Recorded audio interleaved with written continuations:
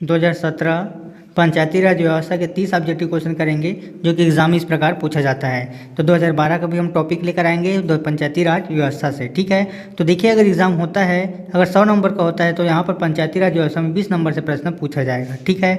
अगर हिंदी के देखिए, पहले 150 नंबर का पूछा जा रहा था, अगर अब होगा तो 100 नंबर के प्रश्न पूछे जाएंगे, जिसमें आपका 10% डिस्काउंट कर दिया जाएगा। मतलब जैसे कि 150 पूछा जा रहा है तो 100 नंबर पूछा जाएगा, और समय की जो अवधि होगी 2 घंटे की होगी। पहले 2.5 घंटे की थी, अब उसको 2 घंटे लिया जाएगा, ठीक। पहली बार आए तो चैनल को लाइक कर देना, सब्सक्राइब जरूर करना, वीडियो को शेयर अधिक करना ऐसे वीडियो देखने के लिए। रिकॉर्डिंग क्लास आपको अभी 2012 और 17 का दिखाएंगे, 2012 का, उसके बाद लाइव क्लास लिया जाएगा।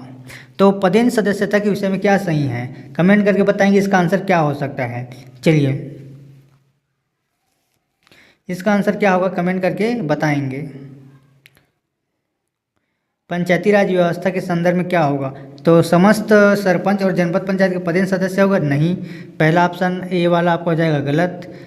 20% सरपंच और जनपद पंचायत के पदेन सदस्य होगा, बिल्कुल सही, बी का होगा सही। और जनपद पंचायत के समस्त अध्यक्ष जिला पंचायत के पदेन सदस्य होते हैं, तो बिल्कुल सही। और डी का हो जाएगा जनपद पंचायत 20% अध्यक्ष, नहीं, बिल्कुल गलत। तो इसका आंसर बी और सी दोनों होगा।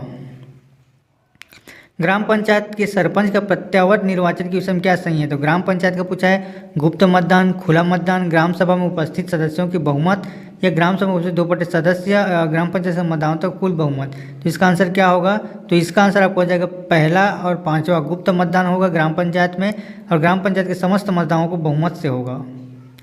कूट वाले सवाल एग्जाम में पूछता ही है। जनपद पंचायत उपाध्यक्ष के विरुद्ध अविश्वास प्रस्ताव पारित करने के लिए क्या सही है, तो इसका आंसर क्या होगा कमेंट बॉक्स में कमेंट करके बताएं जल्दी से।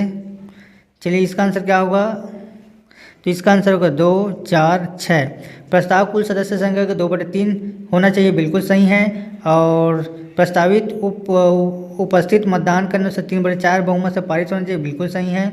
ऐसे सम्मेलन की अध्यक्षता करना चाहिए जो एक शासकीय अधिकारी हो, बिल्कुल सही है। 2, 4 और 6 बिल्कुल सही है।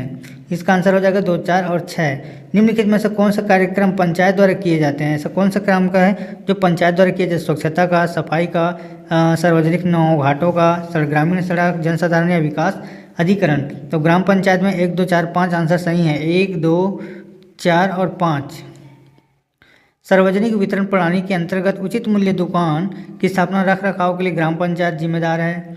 उनका कार्य निम्न विभिन्न कार्यक्रमों के अधीन हितग्राहियों को जो चुनाव अनुमोदन करता है ग्राम सभा करेगा, ठीक है। और पंचायतों में वन के संरक्षण है तो जिम्मेदारी ग्राम पंचायत का होता है, ठीक। और ग्राम सभा की परिभाषा के संदर्भ में कौन सा कथन सही है, तो पहला जो आदर्श ग्राम और दूसरा राजस्व ग्राम वाला, 1 ग्राम अनुचित ग्राम, या 2 और 3, तो इसका जगह राजस्व और 1 ग्राम। किसी ग्राम के सभी गणपूर्ति के विषय में क्या सही है, तो ग्राम सभा की कुल सदस्य संख्या का 1/10। इसका आंसर कौन सा हो जाएगा, चलिए देखते हैं, 1 मिनट ना। इसका आंसर जो है 1, 5, 7। तो देखते हैं, पहला 1 ग्राम सभा कुल सदस्य संख्या बिल्कुल सही है। अगर 1/3 है तो महिला दिया जाता तो उसका बिल्कुल गलत हो जाएगा, और ये भी गलत है। 1/2 नहीं आएगा, ना 4 नहीं आएगा, 5 आएगा, 1/3 महिला सदस्य, और 6वां भी नहीं आएगा, 7वां आएगा सरपंच और उप सरपंच की अनुपस्थिति, मतलब सरपंच और उप सरपंच और पंच की गणपूर्ति के लिए जवाबदेह होगा।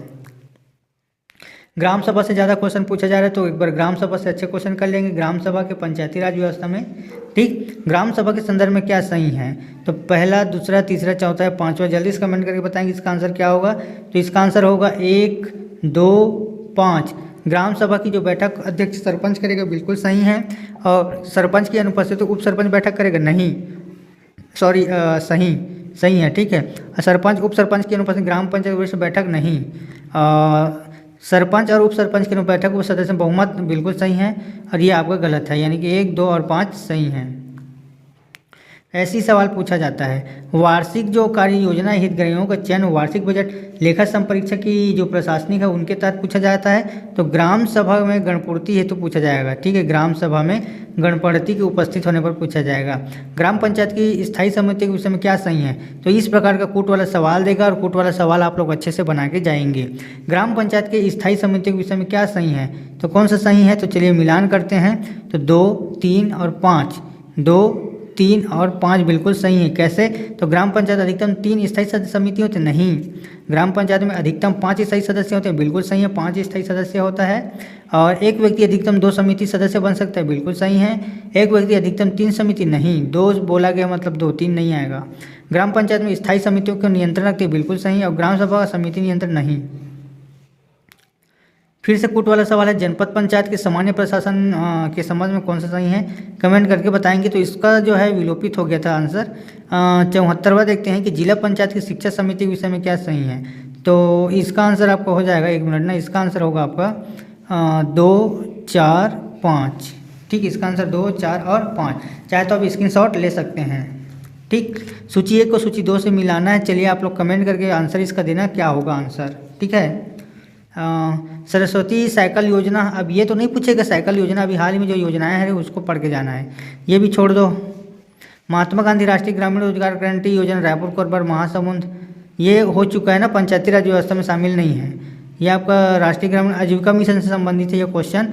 तो 30 क्वेश्चन हमने देखा पंचायती राज व्यवस्था से।